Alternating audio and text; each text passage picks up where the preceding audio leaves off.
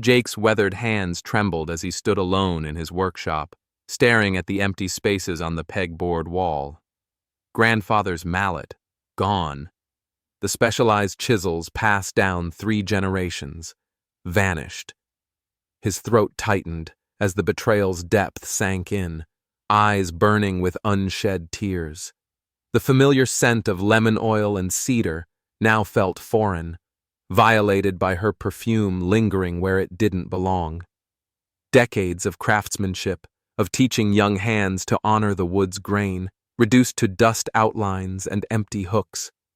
Ever felt the sting when someone you trusted violated something sacred to you? Share your story below, like if this hits home, and follow to see how Jake reclaims his dignity from betrayal's grip. A single tear escaped, landing on his open ledger where meticulous records proved what she'd deny.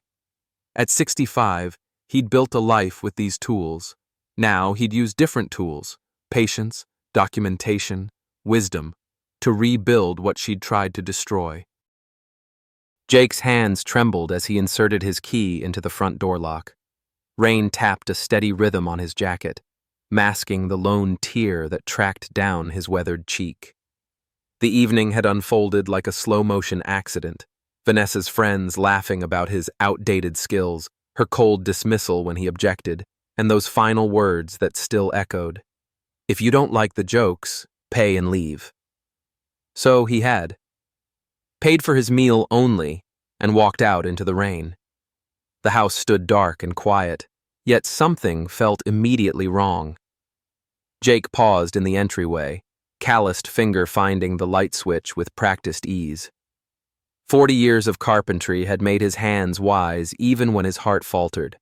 The familiar scent of lemon oil and cedar should have welcomed him, but another smell, Vanessa's expensive perfume, hung unusually strong in the air. His gaze traveled down the hallway toward his workshop door, which stood slightly ajar. That ain't right. Never leave that door open. Never. The workshop had been his sanctuary since retirement, the place where he taught neighborhood kids how to respect the grain of wood, how to listen to what it wanted to become.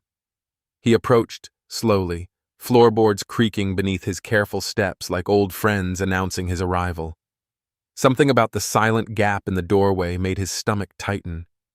Jake reached for the brass handle, momentarily catching his reflection in the glass pane. A tall man with silver hair and stooped shoulders he hadn't noticed developing. When had he started looking so old? The workshop light flickered on, revealing a space both familiar and somehow violated. His eyes went immediately to the pegboard wall where specialized tools hung in careful arrangement. 3 empty hooks stared back at him, precisely where his grandfather's hand-carved mallet and his father's specialized chisels had hung that morning. Jake's throat constricted as he crossed to the old leather-bound ledger on his workbench. Every tool, every project, documented in the same meticulous handwriting since he'd opened his first carpentry shop at 25. His finger traced the most recent entry, the tools listed with both their monetary value and their true worth. Grandfather's mallet, 1923, priceless. A tear splashed onto the page before he could catch it, blurring the ink slightly. The drop spread across his careful writing, but not before revealing something odd. A smudge that shouldn't be there, in handwriting not his own. His phone buzzed in his pocket. Vanessa's text glowed on the screen. Working late, don't wait up. Jake's jaw tightened as he glanced back at the empty hooks, the smudged ledger, the faint scuff marks by the storage cabinet where no one but him ever went. For 40 years, he'd built things to last. Now he'd use those same skills to uncover what was being torn down. The sudden knock at the front door made him straighten, quickly wiping his eyes with a rough thumb. Friend or foe, either way, they'd find him standing tall. The knock came again, more insistent this time. Jake closed the ledger with careful hands, his mind racing between the missing tools and Vanessa's suspicious text. He moved toward the front door, pausing to straighten his shoulders and wipe away any lingering evidence of tears. Evening, Jake. Eduardo's familiar voice greeted him, the old workshop organizer's smile fading as he caught sight of Jake's expression. You all right? Missed you at the community class tonight. Class. Tuesday night, woodworking. In the chaos of the dinner and discovery, he'd completely forgotten. Sorry about that, Eduardo. Got caught up in something unexpected. Jake's voice sounded steadier than he felt, years of dealing with difficult clients serving him well now. No trouble. The youngsters were asking after you, especially that Mikey kid. Boy's got a real touch with the lathe now. Eduardo's arthritis-bent fingers tapped against the doorframe. Just wanted to make sure everything was okay. Appreciate the check-in. I'll be there next week. Jake managed a smile that didn't reach his eyes. Just a bit under the weather tonight. After Eduardo left, Jake returned to the workshop, drawn back like metal to a magnet. The empty hooks seemed to grow more glaring with each glance. He pulled his phone out, thumb hovering over Marion's contact. His sister would want to know about this, would probably march over and confront Vanessa herself. But something held him back. Need more than suspicion. Need proof before I drag family into this mess. Jake settled into his worn leather chair, the one that had molded to his body through thousands of hours of careful work. He reopened the ledger, this time with a magnifying glass in hand. The smudge bothered him. He never smudged his entries. Never. 40 years of pristine records didn't change overnight. Under magnification, he could see it clearly. Someone had altered the value column, making his careful $1,100 look more like $12,000. And that someone had also made a small notation in the margin. Insurance adjustment? The handwriting was unmistakable. The same elegant script that wrote grocery lists and birthday cards. Vanessa. Jake's hand trembled as he reached for his phone again, this time dialing the local pawn shop where he occasionally bought vintage tools. Old Harvey answered on the third ring. Specialty Pawn, Harvey speaking. Harvey, it's Jake Wilson. Strange question. Anyone try to sell you some high-end woodworking tools today? Hand-carved mallet, maybe some specialized chisels? The pause on the line lasted 2 heartbeats too long. Jake. Didn't realize they were yours. Young lady said they were family pieces she inherited. Had all the right details about them.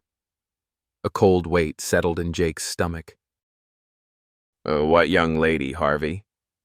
Tall, fancy dresser. Said her name was Vanessa Wilson.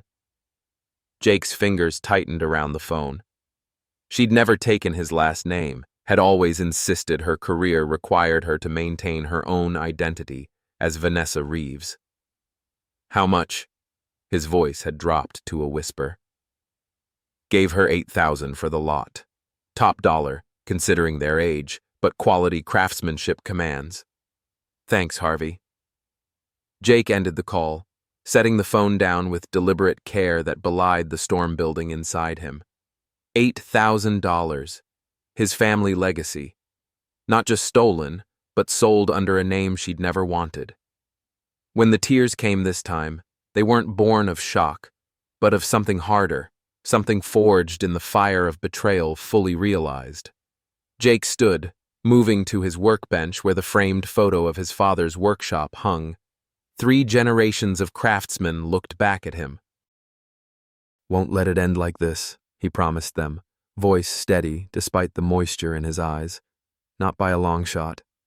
The sound of a car pulling into the driveway made him straighten. Vanessa was home. And with the ledger open before him, and Harvey's confirmation ringing in his ears, Jake finally had something more substantial than suspicion. He had truth. Jake closed the ledger and slipped it into his workbench drawer, locking it with a small key he kept on his keychain. Whatever confrontation was coming, he wanted evidence secured first. He listened as Vanessa's heels clicked across the hardwood floor of the entryway, followed by the rustle of her coat being hung in the closet. 40 years of working with his hands had taught Jake the value of patience. Rushing good work, only led to mistakes.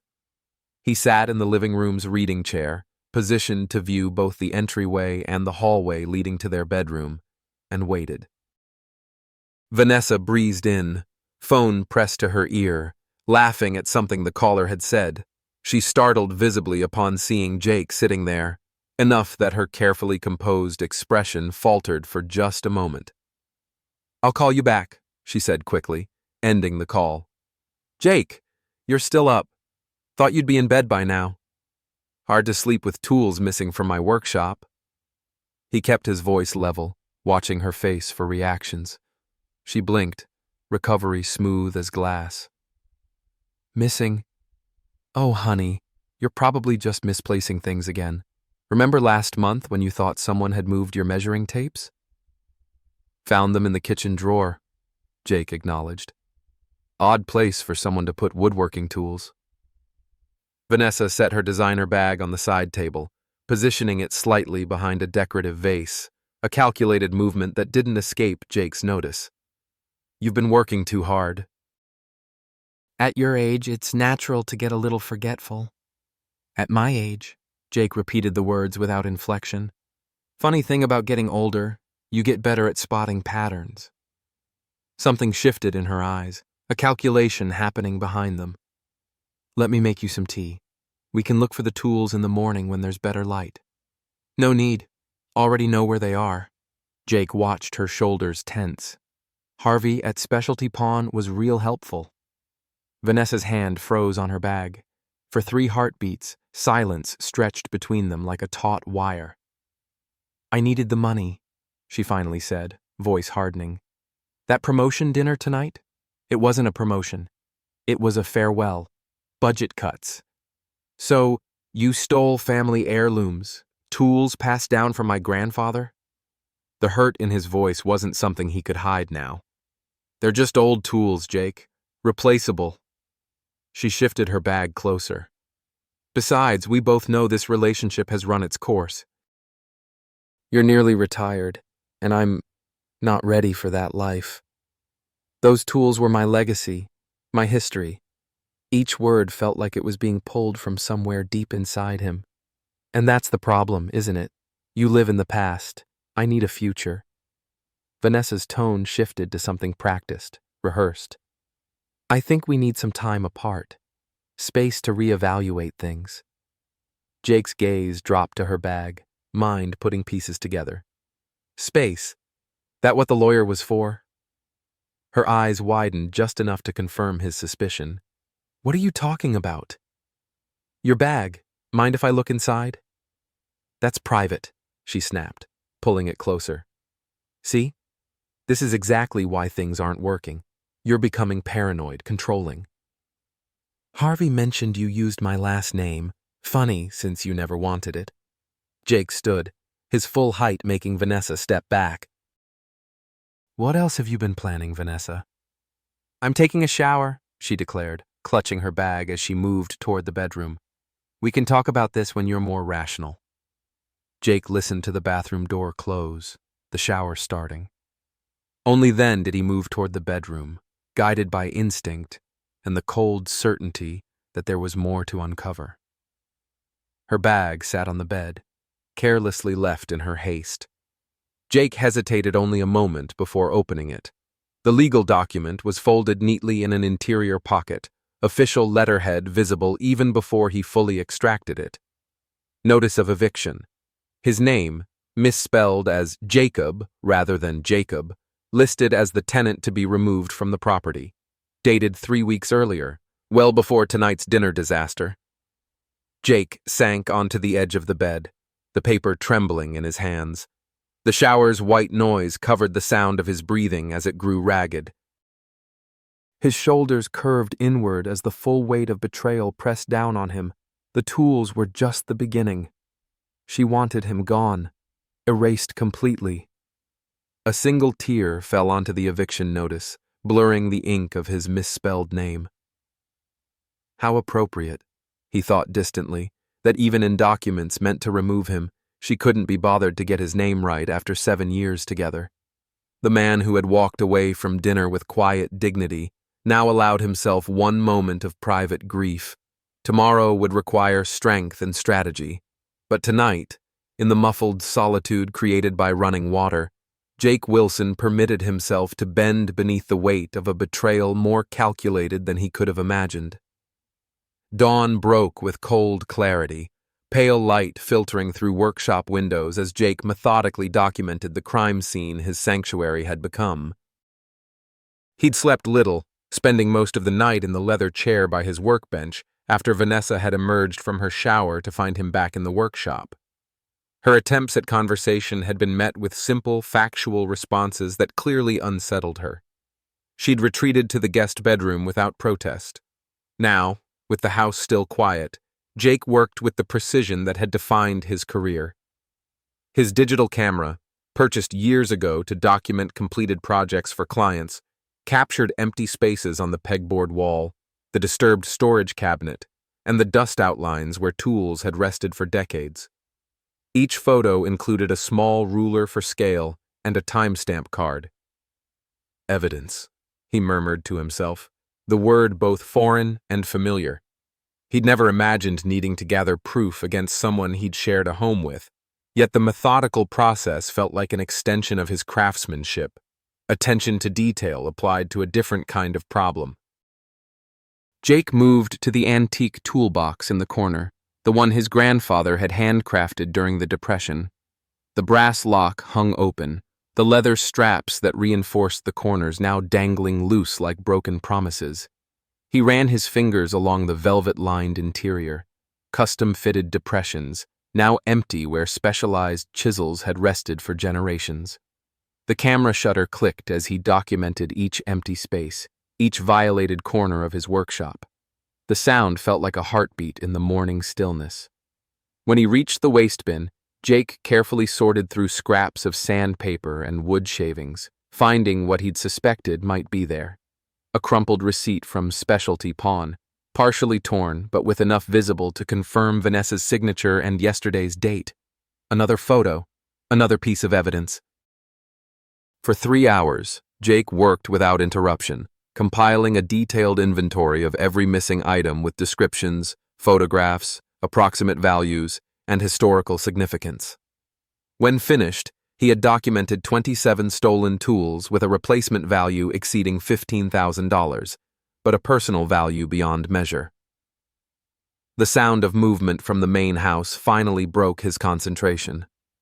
Jake gathered his documentation into a leather portfolio and moved toward the kitchen, where Vanessa was preparing coffee as if it were any normal morning. "We need to talk," he said, setting his evidence on the kitchen table, the table he had crafted from black walnut for their 5th anniversary. Vanessa turned, coffee mug in hand, her expression carefully composed. "About last night, I think we both said things in the heat of the moment. 27 tools." Jake opened the portfolio, laying out printed photographs and inventory sheets. "Including my grandfather's hand-carved mallet from 1923, my father's specialized chisels from 1952, and the first dovetail guide I ever made, all sold to Specialty Pawn yesterday for $8,000. Her composure cracked, just slightly. "You went through my things. You went through my workshop first." Jake's voice remained level, though his knuckles whitened around the edge of the table. "Harvey confirmed everything, even how you used my last name to sell items you had no right to touch." Vanessa set her mug down with deliberate care. "I needed that money. You have no idea what pressure I'm under. Could have asked, could have talked to me, could have done anything except steal family heirlooms that were never yours to take. Oh, please." Something in her tone shifted, the pretense falling away like a mask she no longer needed to wear. "What was I supposed to do?" "Excuse me, Jake. I'm about to lose my job and need cash to start over somewhere else. Mind if I pawn your precious old tools? We both know you value those things more than anything else." "More than anything else," Jake repeated quietly. "Including you, apparently, since you're planning to evict me from my own home." Vanessa's eyes widened momentarily before narrowing. You really did go through my bag. Just like you went through my workshop. Jake tapped the eviction notice he'd placed among the photographs.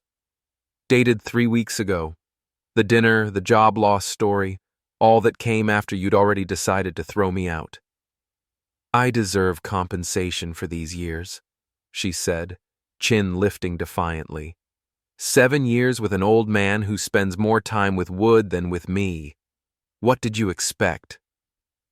The words struck like physical blows, but Jake refused to flinch.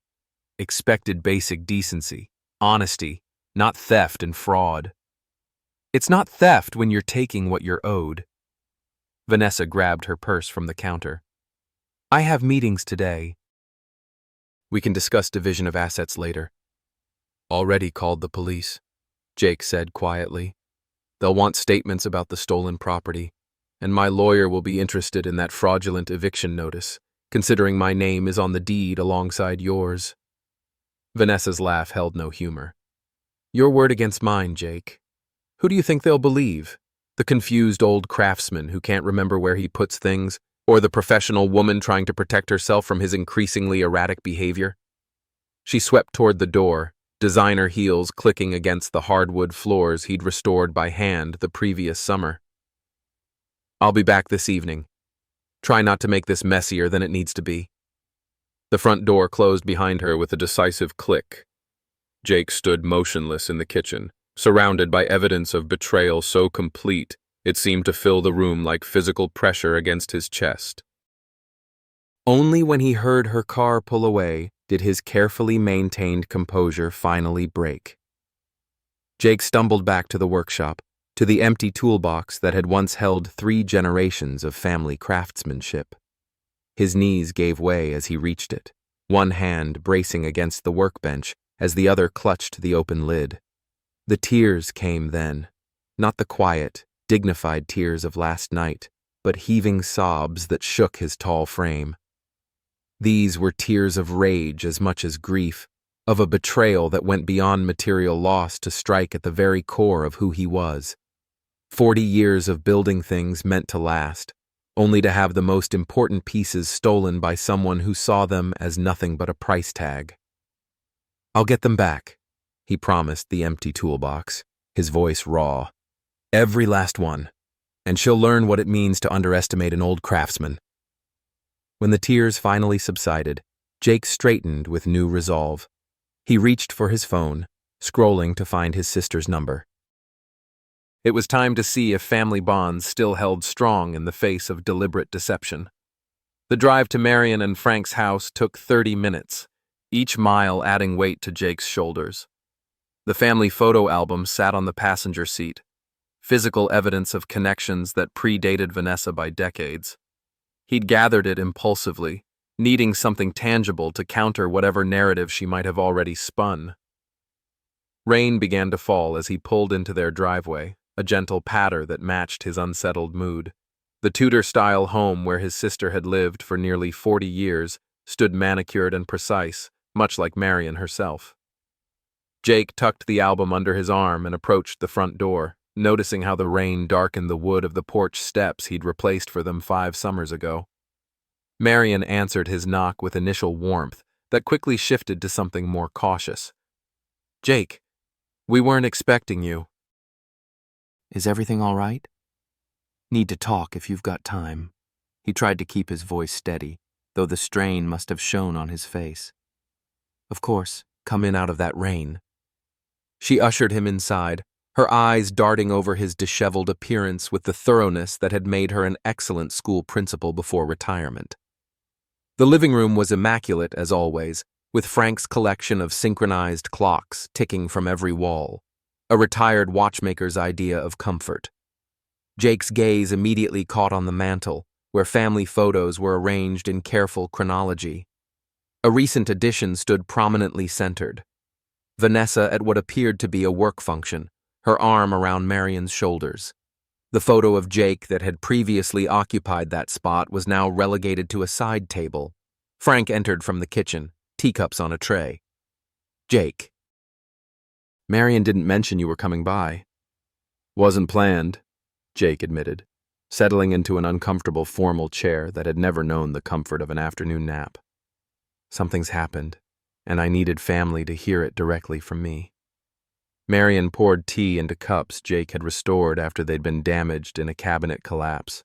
Her hands moved with practiced efficiency, though he noted a slight nervousness in how she arranged and rearranged the saucers. "Is this about Vanessa's concerns?"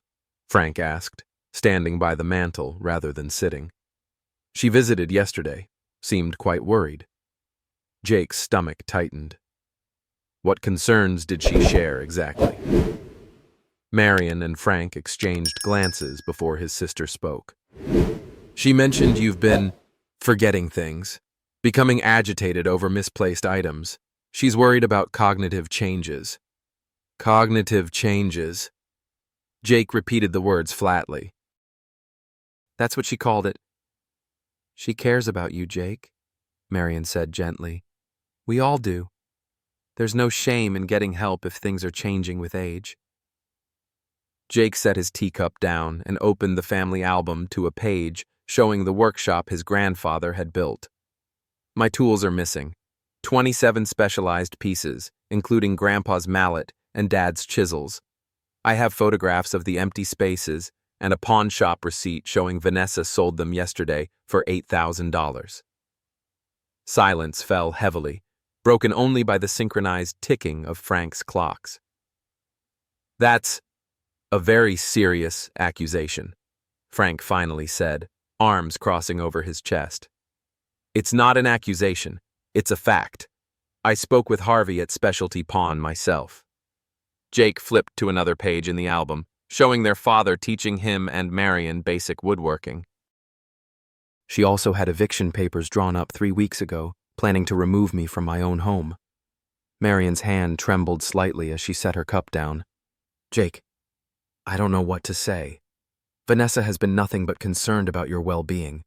She mentioned memory issues, paranoia about people taking your things." "She's been lying to you," Jake interrupted, frustration edging into his voice. "Why would I make this up?" "No one's saying you're making it up," Frank interjected, his tone maddeningly reasonable. "But sometimes as we age, perceptions can become distorted.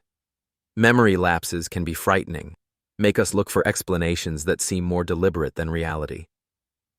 Memory lapses. Jake closed the album with more force than intended. "I documented every tool in my workshop for 40 years. I know exactly what's missing and who took it." Marion's phone chimed with a text notification. She glanced at it, her expression softening with concern. "It's Vanessa, actually. She says you called the police this morning, accused her of theft. She's worried about your state of mind." The timing was too perfect to be coincidence. Jake felt a cold clarity settling over him. "She's manipulating you, same as she manipulated me. I thought family would at least give me the benefit of the doubt." "We are family," Marion said, reaching for his hand across the coffee table. "Which is why we want what's best for you. Frank and I have been looking into some memory care options." "Memory care?" Jake pulled his hand back as if burned. "You think I need to be put away because Vanessa says so?" "Not put away," Frank corrected, still standing with arms crossed. "Evaluated. Supported. There are excellent programs these days that help with cognitive transitions." Jake stood, the family album clutched in one hand. "I don't need evaluation. I need my sister to believe me over someone she's known for 7 years versus a lifetime." Marion's expression hardened in a way he recognized from childhood disagreements. "What I believe is that you need help, Jake. Professional help. Paranoid accusations against your partner, calling the police. These aren't rational behaviors.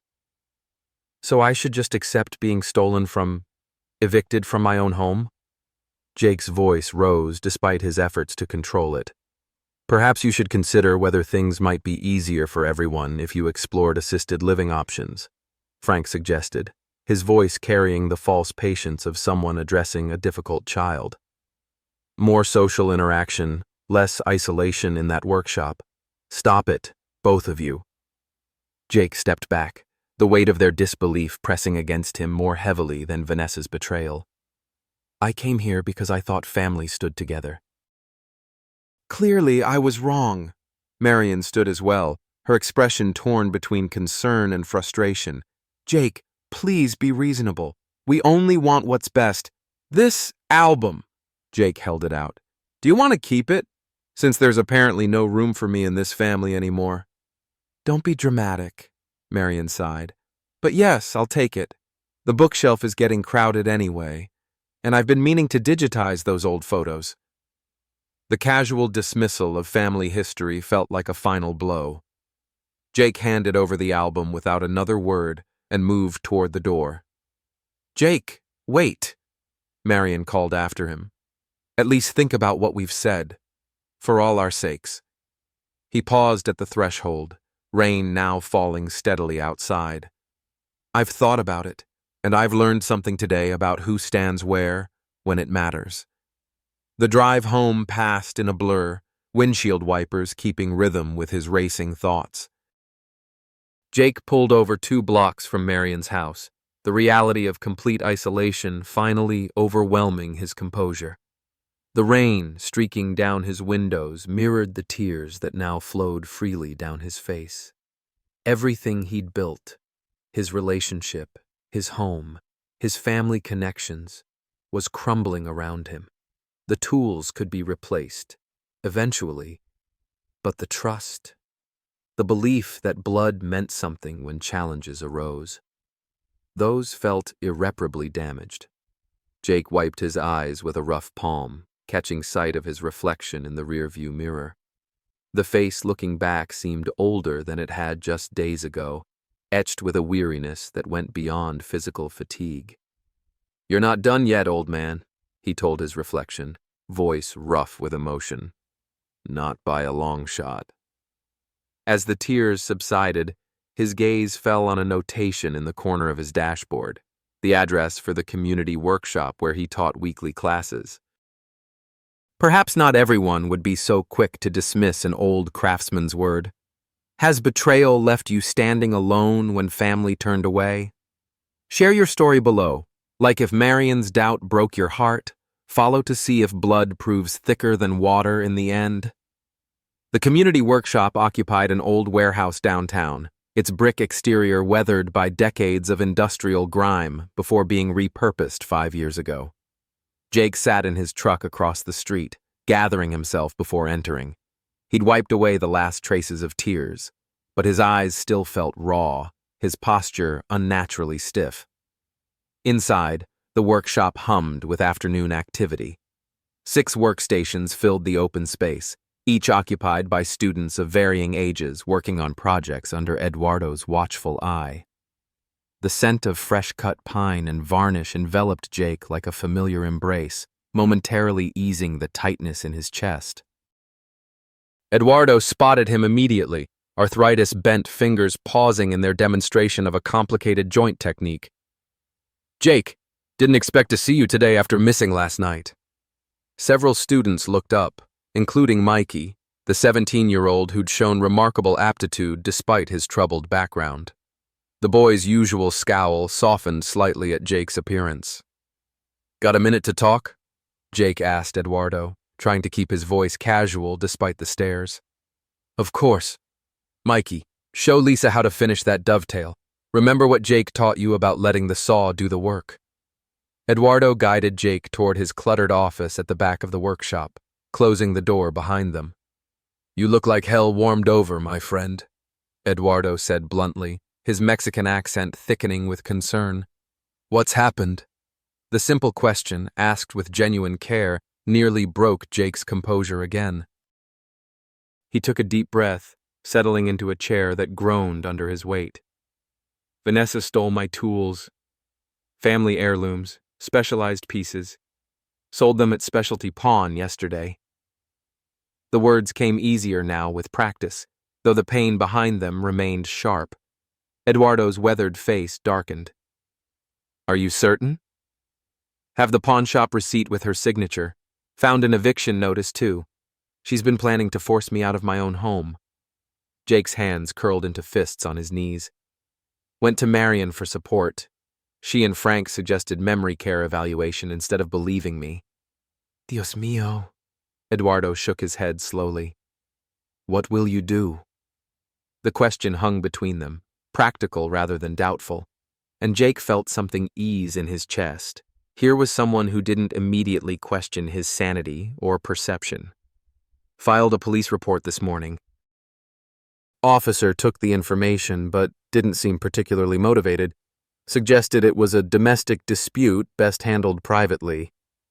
Jake's frustration colored his tone. I need to document everything, build a case they can't ignore. Eduardo nodded thoughtfully, then rose and moved to a filing cabinet. My brother-in-law Mateo retired from tenant advocacy last year. Let me get his number for you. He rummaged through a drawer, extracting a business card. And you'll need tools to continue teaching. Take what you need from the community supply. The simple offer of practical help, both legal contacts and tools, struck Jake more powerfully than any sympathetic words could have. He accepted the card with a nod, not trusting his voice immediately. The tools, the house, these are just things, Eduardo continued, settling back in his chair. Important things with meaning, yes, but still things. What she has stolen that's worse is trust. That cuts deeper than any loss of property. Exactly right, Jake agreed, finding his voice again. Keep thinking about all the signs I missed. 7 years together, and I never saw this coming. My father had a saying, the termite does its work in silence until the chair collapses. Eduardo's gnarled fingers tapped against his desk. Some betrayals are built slowly, carefully hidden until the moment of collapse. A knock at the office door interrupted them. Mikey stood awkwardly in the doorway, eyes fixed somewhere near Jake's left shoulder, rather than meeting his gaze directly. Workshop's closing in 30 minutes, the boy mumbled. Wanted to know if we're still doing the box joint demonstration next week. Jake recognized the question for what it was, Mikey's awkward way of checking if Jake would continue teaching despite whatever was happening in his personal life. Count on it, Jake affirmed. Might need to borrow some tools, but we'll get it done. A ghost of a smile touched Mikey's face before he retreated, the door closing behind him. That boy has missed only one class since he started, Eduardo remarked. The day after his father was arrested. Even then, he called to apologize. The information settled in Jake's mind, connecting to his current situation in unexpected ways. Students need consistency, something to count on.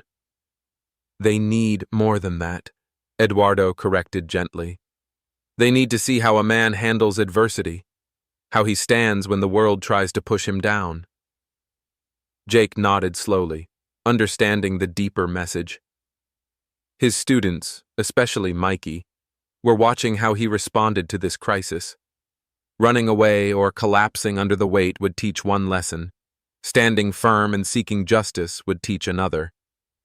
I should call this lawyer, Jake said, rising from his chair with new resolve. And I need to secure whatever's left in my workshop before Vanessa decides to sell more of my things. Eduardo walked him to the door, pausing to select several high-quality tools from the community supply shelf. Take these for now. Good tools should be in good hands. Jake accepted them with profound gratitude, arranging them carefully in a canvas bag Eduardo provided. As he moved toward the exit, Mikey approached again, this time with something clutched in his hand. Mr. Wilson, been meaning to give you this. The boy thrust forward a small newspaper clipping. Been checking the pawn shops like you taught us, looking for quality tools at good prices. Saw this one had some fancy woodworking stuff come in yesterday. Jake examined the clipping, a classified ad from Specialty Pawn highlighting master craftsman tools just acquired. His throat tightened at the photograph accompanying the text, his grandfather's mallet displayed prominently. Thank you, Mikey. Jake carefully folded the clipping and placed it in his wallet. This helps more than you know. The boy shrugged, still avoiding direct eye contact. Figured you'd want to know. Those old tools? They got history, right? That's what you always say. That's exactly right. Jake placed a hand briefly on the boy's shoulder. History matters, and so does standing up for what's yours. Outside, the rain had stopped, though dark clouds still threatened overhead. Jake called Mateo from the parking lot, the conversation brief but productive. The tenant rights advocate immediately recognized the legal issues with the fraudulent eviction attempt and agreed to meet him the following morning. By the time Jake returned home, the house was still empty, Vanessa evidently making good on her promise to be gone all day. He found the front door locks changed, but she had overlooked the workshop's separate entrance. Jake slipped inside, gathering his documentation, computer, and most valuable remaining possessions. He worked methodically into the evening, securing evidence and preparing for whatever confrontation tomorrow would bring. When exhaustion finally overtook him, Jake settled into his workshop chair, Eduardo's borrowed tools arranged neatly on the workbench before him. The ledger lay open, a fresh page dated with today's entry. Jake's steady hand recorded each step taken, each piece of evidence secured. As he wrote the final line, "This ends tomorrow," a single tear fell onto the page. Unlike yesterday's tears of shock and grief, this one carried something different: determination. Jake blotted it carefully, watching as the tear left its mark on the page, visible but no longer obscuring the words beneath. Like the man himself, bent but not broken by betrayal. Morning light streamed through the workshop windows as Jake straightened his father's tie, the one reserved for important meetings and family funerals. The leather portfolio containing his documentation sat ready on the workbench, its contents meticulously arranged. Photographs of empty tool spaces, the pawn shop receipt with Vanessa's signature, printouts of his digital inventory records, and the fraudulent eviction notice with his misspelled name. His phone buzzed with a text from Mateo, Eduardo's brother-in-law. "Meeting Officer Reynolds at your home in 30 minutes. Bringing tenant rights paperwork. Stay calm." Jake tucked his father's pocket watch into his vest, another family heirloom Vanessa hadn't managed to sell, and checked his reflection in the small mirror hanging by the workshop door. The face looking back appeared older than it had a week ago, but somehow more resolute, the lines around his eyes deepening with purpose rather than just age. From his position in the workshop, Jake could see when the police cruiser pulled into the driveway, followed moments later by a sedan he assumed belonged to Mateo. He watched through the window as a uniformed officer, younger than expected, approached the front door with a middle-aged man carrying a briefcase. The sharp rap of knuckles against wood echoed through the house. Jake remained in the workshop, observing as Vanessa emerged from the bedroom, hastily tying a silk robe around her waist. She hadn't expected company this early, an intentional tactical advantage Mateo had suggested. Jake's stomach tightened as he watched her compose herself, shoulders squaring and chin lifting before she opened the door with practiced charm. Through the partially open workshop door, he could hear her voice shift into the concerned, slightly vulnerable tone she used when trying to influence someone. "Officer, is everything all right?" "Ma'am, I'm Officer Reynolds. We received a theft report regarding some valuable tools. I'm following up with both parties." "Oh, that." Vanessa's sigh carried perfectly to Jake's position. "My partner has been having some cognitive difficulties lately, misplacing things and then becoming convinced they've been stolen. It's been very challenging." Mateo stepped forward, introducing himself as a tenant rights advocate representing Jacob Wilson. The formal introduction seemed to throw Vanessa momentarily off balance. "I wasn't aware Jake had hired an attorney," she said, voice cooling several degrees. "Mr. Wilson has documented evidence of theft and an attempted fraudulent eviction," Mateo replied calmly. "We'd like to discuss both matters, if you don't mind." Jake chose that moment to emerge from the workshop, portfolio in hand. 3 heads turned in his direction, expressions ranging from Vanessa's barely concealed annoyance to the officer's professional neutrality. Mr. Wilson, Officer Reynolds nodded. I've reviewed your initial report. You have additional documentation? Everything's right here. Jake held up the portfolio, his voice steadier than he'd expected. Including the pawnshop receipt showing Ms. Reeves sold family heirlooms without permission. The slight widening of Vanessa's eyes confirmed she hadn't expected him to have obtained the receipt. Her recovery was swift, but not quite seamless. Jake, sweetheart, she began, voice honeyed with concern. We talked about this. Those were items I purchased for you last year when you thought your old ones were missing. Remember? The doctor said these confusion episodes might happen. What doctor? Jake asked simply. The question hung in the air, unanswered, as a car door slammed in the driveway. All four turned to see Marion emerging from her sedan, her expression uncharacteristically unsettled as she clutched a notebook to her chest. Jake felt a momentary surge of betrayal at his sister's appearance. Had she come to support Vanessa's gaslighting narrative? But something in Marion's direct approach toward the officer suggested otherwise. I'm Marion Wilson, Jake's sister, she announced, avoiding eye contact with Vanessa. I have information relevant to this situation. Marion. Vanessa stepped forward, hand outstretched. I'm so glad you're here. Jake's having another episode. Stop it! Marion's voice cut like a blade. I know what you've been doing. The assembled group moved inside at Officer Reynolds' suggestion, the living room becoming an impromptu hearing room with Jake and Vanessa on opposite sides. Marion sat beside her brother, the notebook open on her lap. I went to Specialty Pawn yesterday afternoon, Marion began, addressing the officer directly. After Jake visited us, something about his story kept bothering me, so I decided to see for myself. Her voice wavered slightly. I found Jake's grandfather's mallet on display, an item I've known my entire life. The owner confirmed Ms. Reeves sold it along with other family heirlooms. Vanessa's posture stiffened. You have no proof those were Jake's tools. They could have been similar items. The mallet has our grandfather's initials and the year 1923 carved into the handle, Marion continued, unfazed. I have photographs of it from family gatherings going back decades. She slid several printouts across the coffee table. And I've been keeping this notebook documenting my concerns about Ms. Reeves's behavior toward my brother for the past 2 years. Jake turned to his sister in surprise, a question in his eyes that she answered with a slight nod. She had been watching out for him in her own way, even when he hadn't realized it. Officer Reynolds reviewed the documentation from both Jake and Marion, his expression growing increasingly serious. Ms. Reeves, these allegations are substantial. The receipt clearly shows you received payment for items Mr. Wilson has extensively documented as his property, and this eviction notice appears to have been filed under false pretenses, given that Mr. Wilson is co-owner of this property.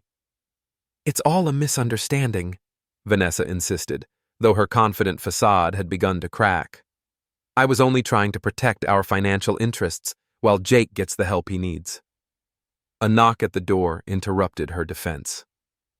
Mikey stood awkwardly on the porch, a newspaper-wrapped package clutched in his hands. Sorry to interrupt, the teenager mumbled as Officer Reynolds admitted him. Mr. Ramirez, Eduardo, said I should bring this over. It's important. Jake recognized the shape immediately, even before Mikey unwrapped the package to reveal his grandfather's mallet. The polished wood gleamed in the morning light, the carved initials clearly visible on the handle. Bought it yesterday, Mikey explained, eyes fixed on the floor. Been saving up from my part-time job. When I saw it in the pawnshop window, I knew it was yours from how you described it in class. He finally looked up, meeting Jake's gaze directly for perhaps the first time. No one should lose something that's been in their family that long. Jake reached for the mallet with trembling hands, the familiar weight and balance instantly recognizable. A single tear formed at the corner of his eye, quickly blinked away before it could fall, not from grief this time, but from unexpected grace in the midst of betrayal. Thank you, Mikey, he managed, voice rough with emotion. I'll pay you back. No, sir. The boy shook his head firmly. It's already where it belongs. Officer Reynolds cleared his throat, turning back to Vanessa. Ms. Reeves, based on the evidence presented, I'll be filing charges for theft and attempted fraud.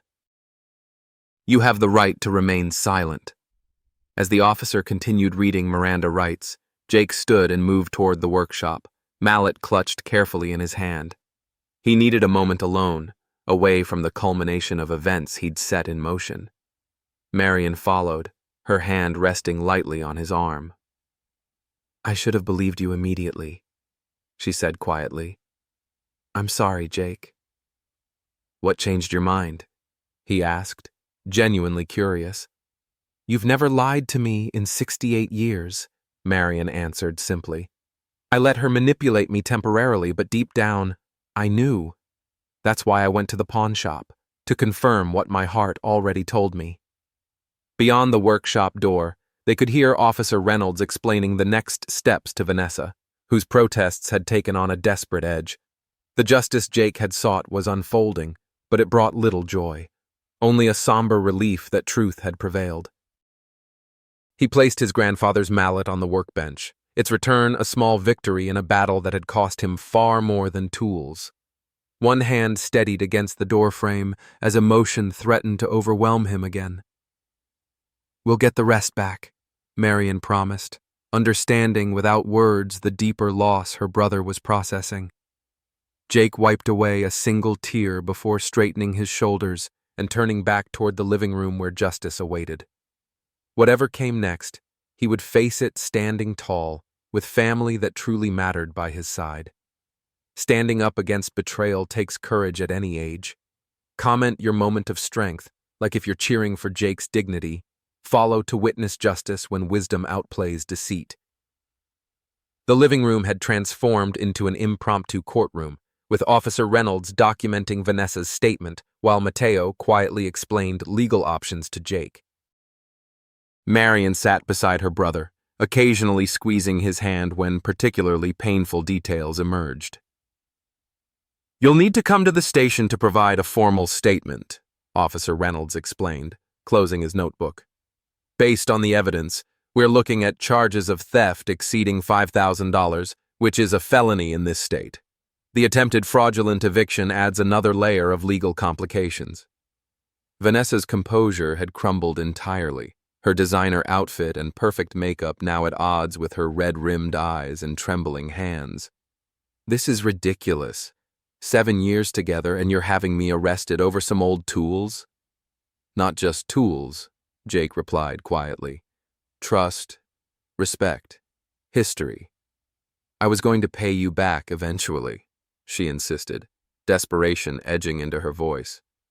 Once I got established somewhere else, you don't understand the pressure I've been under. Officer Reynolds motioned toward the door. Ms. Reeves, we should continue this conversation at the station. You're not under arrest at this time, but I strongly advise you to cooperate fully. As Vanessa gathered her purse and phone, she cast a final glance at Jake. You'll regret this. You think you've won, but you're still just a lonely old man who'll die alone in this workshop. The words were designed to wound, but they fell surprisingly flat. Jake met her gaze steadily. Better alone than with someone who sees my life's work as just items to pawn.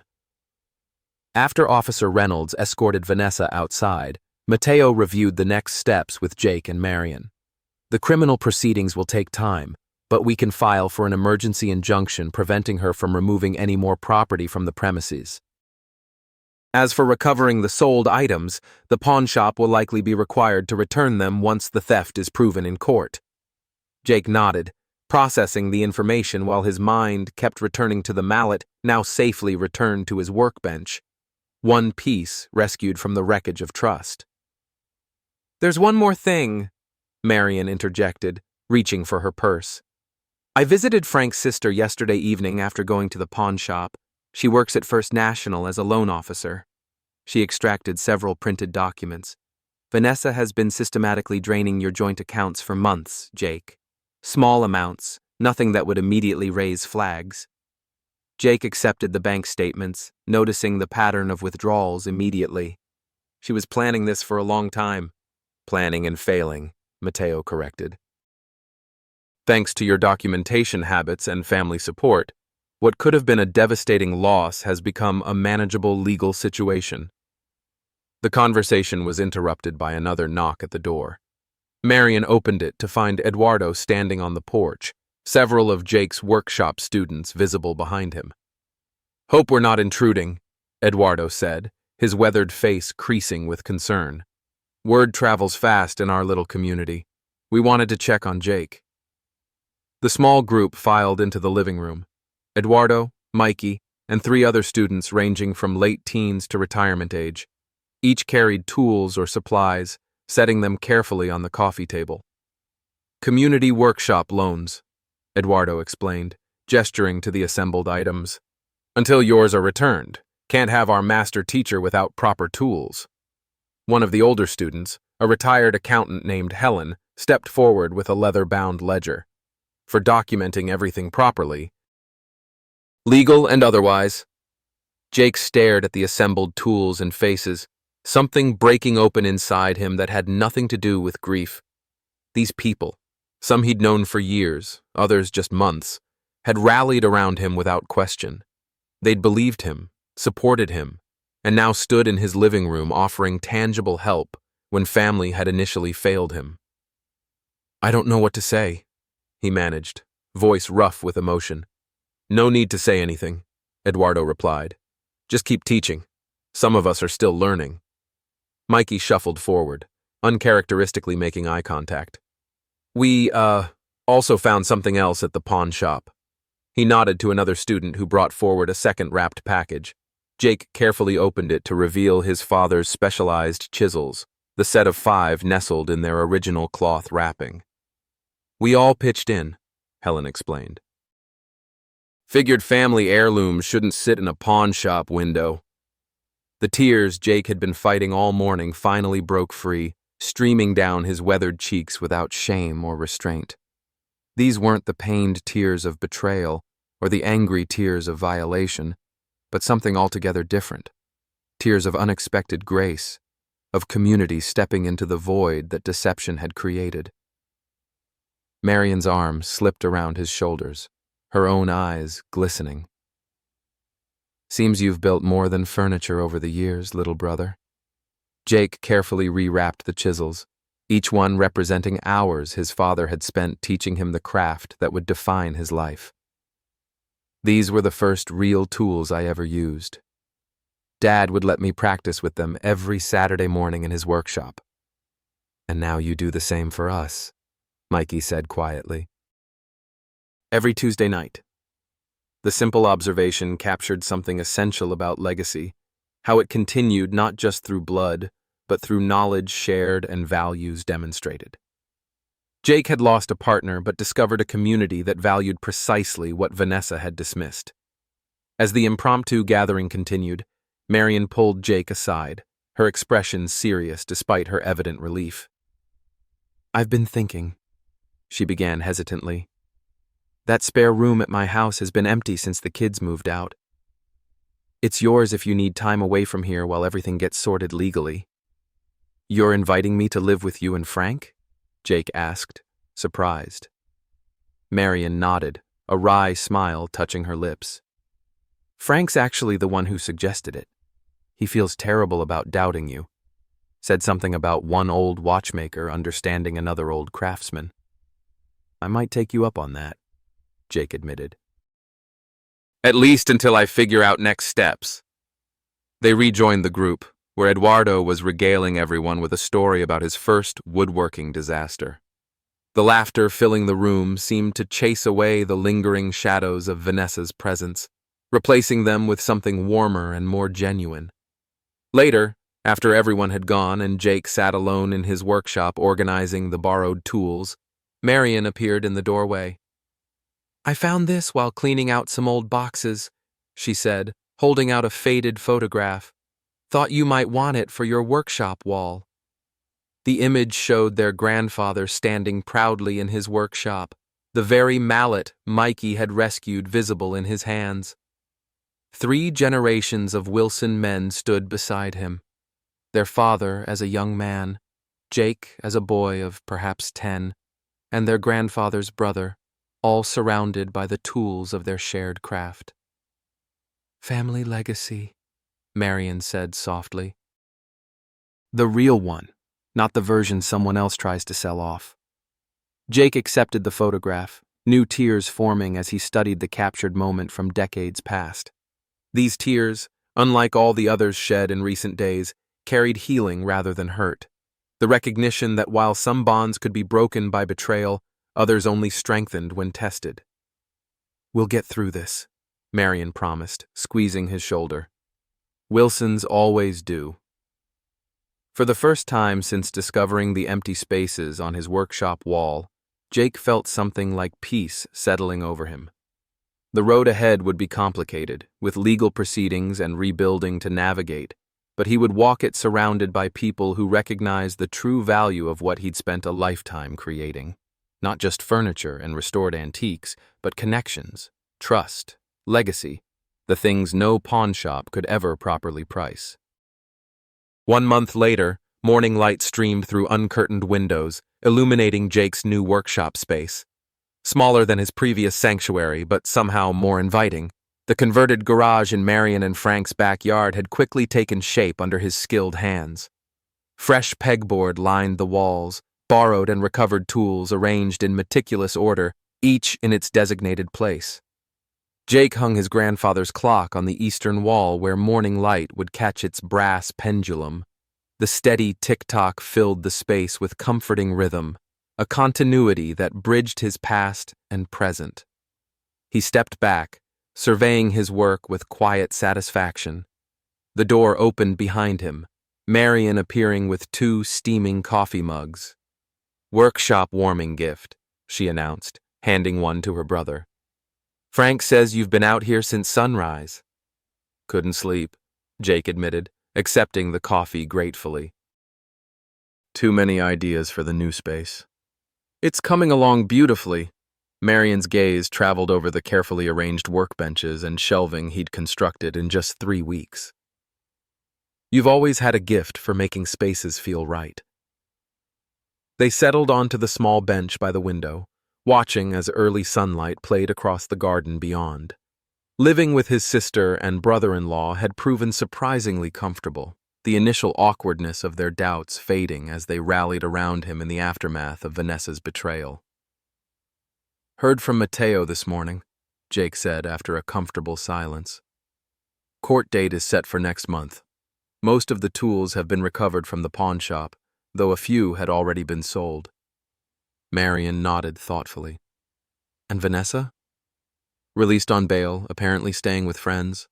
The theft charges stuck, but she worked out a plea deal, probation and restitution payments." Jake shrugged slightly. "Mateo says that's typical for first offenses without violence." "Does that feel like enough?" Marion asked carefully.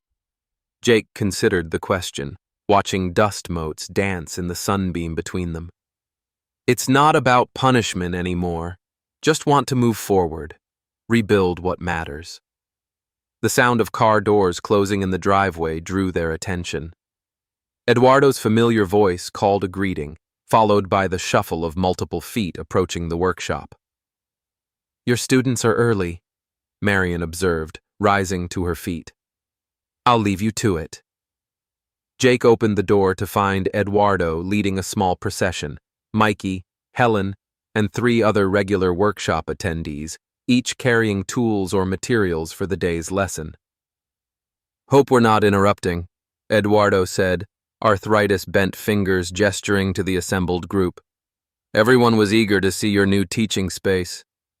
"Perfect timing," Jake assured him, stepping aside to welcome them in.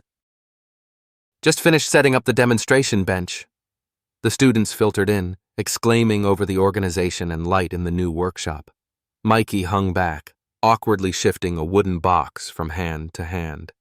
"Made this in school shop class," he finally said, thrusting it toward Jake. Figured you could use it for, whatever. Jake accepted the small, dovetailed box, immediately recognizing the precision in the joints, techniques he'd demonstrated in their Tuesday sessions. This is expert work, Mikey. Those corners are perfect. A flush of pride colored the boy's usually stoic expression. Used what you taught me about letting the tools do the work if you set them right. As the group gathered around the central workbench, Jake felt a sense of continuity that transcended the upheaval of recent weeks.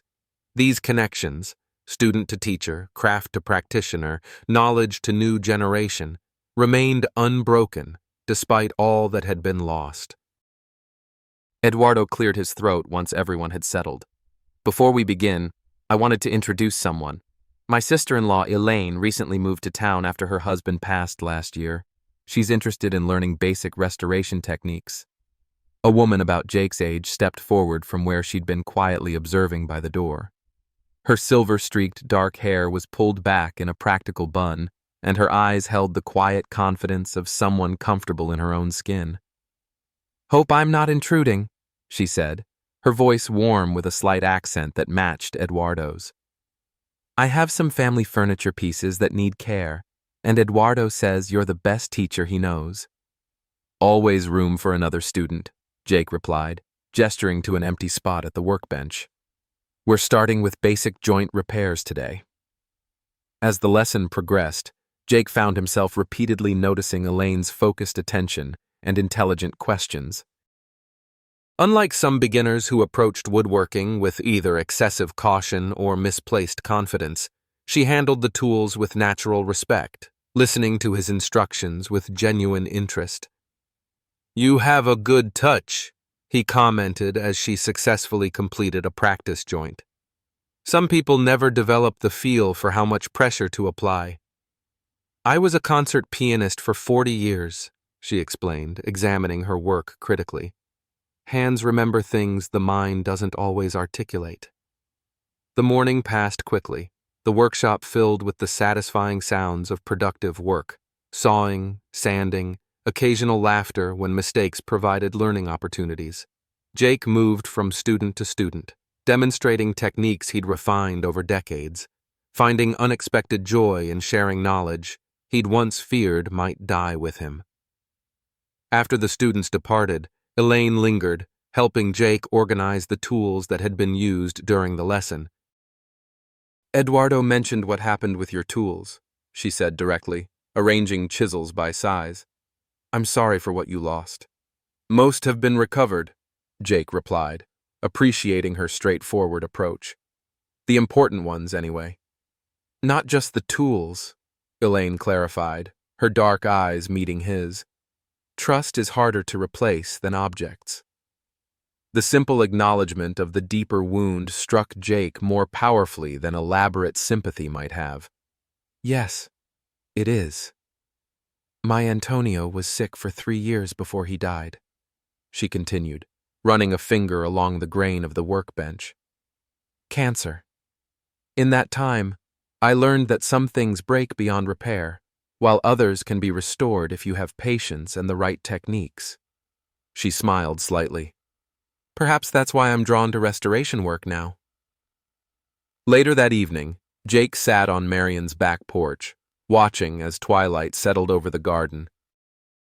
The day's teaching had left him pleasantly tired, his mind quieter than it had been in weeks. Frank joined him, offering a glass of scotch as he settled into the adjacent chair. "Good day?" his brother-in-law inquired. "Productive," Jake confirmed. "Students are adapting well to the new space." They sat in companionable silence, the earlier awkwardness between them dissolved by shared efforts to create Jake's new workshop. Frank had surprised him with genuine interest in the project, his watchmaker's precision complementing Jake's carpentry skills.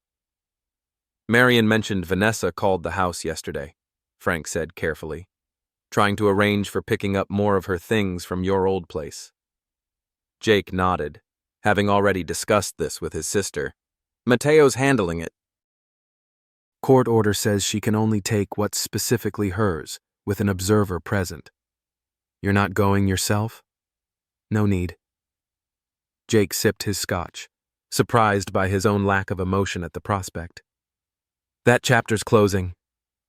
The porch door opened as Marian emerged with her own drink, settling into the chair on Jake's other side.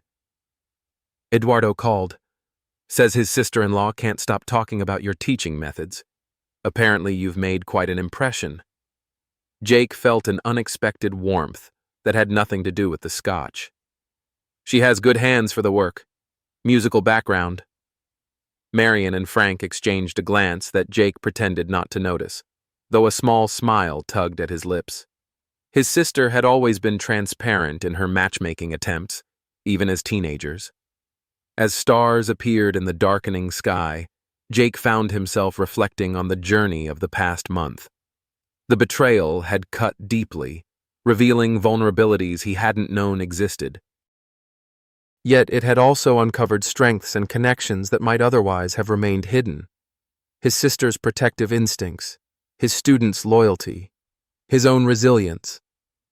The grandfather's mallet rested on his new workbench, ready for Tuesday's advanced joinery demonstration. His father's chisels lay in their custom-built case, restored to their rightful place in the lineage of craftsmanship. Most importantly, the knowledge and skill they represented would continue flowing forward through his teaching. A single tear formed at the corner of Jake's eye as he gazed upward at the emerging constellations, not from grief or anger or even relief, but from a quiet recognition of continuity. Some things could be stolen, sold, even destroyed. Others remained inviolate, passed along through hands and hearts that recognized their true value. Beautiful night, Marian observed, following his gaze skyward. Yes, Jake agreed, feeling the tear track silently down his weathered cheek. Yes, it is. Isn't it something? How trust breaks, like an heirloom chair giving way beneath you after decades of faithful support. We've all felt that sickening drop, haven't we? That moment when the solid ground beneath your feet suddenly isn't so solid anymore. When someone you've built a life with sees your treasures, your history, your craft, your very self, as nothing but items with price tags attached. You know that feeling, don't you, folks? That quiet devastation that comes in the workshop of your heart, when you discover empty spaces where something precious once hung.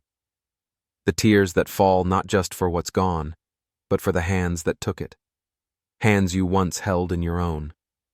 Like Jake with his grandfather's mallet, we've all had something irreplaceable threatened, something that carries more memory than material.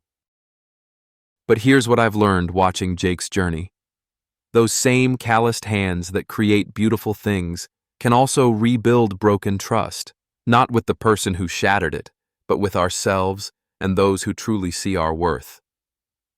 There's something powerful about standing tall when someone expects you to crumble, about finding your voice when others try to speak over you, about documenting your truth when someone tries to rewrite it. Age brings its own kind of wisdom, the kind that recognizes betrayal's patterns, that knows when to fight and when to release. When Jake's workshop stood violated, he didn't just weep for what was lost. He gathered evidence, sought allies, reclaimed what was his. And in that reclaiming, he found something unexpected, a community that valued precisely what had been dismissed. The ticking of your grandfather's clock might sound different in a new space. The workshop might be smaller, the tools fewer. But craftsmanship, whether in wood or in life, isn't measured by size, but by integrity, by joints that hold true under pressure, by finish that deepens with time rather than wearing away. So here's to you, my friends, you who have weathered storms of betrayal and emerged, perhaps with a few more dents and scratches, but solid at the core. Here's to the tools of resilience you've honed over decades, patience, documentation, the quiet dignity that stands its ground without shouting. Here's to the tears that fall and dry, leaving not weakness, but witness to your strength. In the end, it's not about what was stolen, but what can never be taken. Your craft, your wisdom, your ability to begin again. And isn't that the most beautiful thing we create in all our years? Not the objects we shape with our hands, but the resilience we forge in our hearts.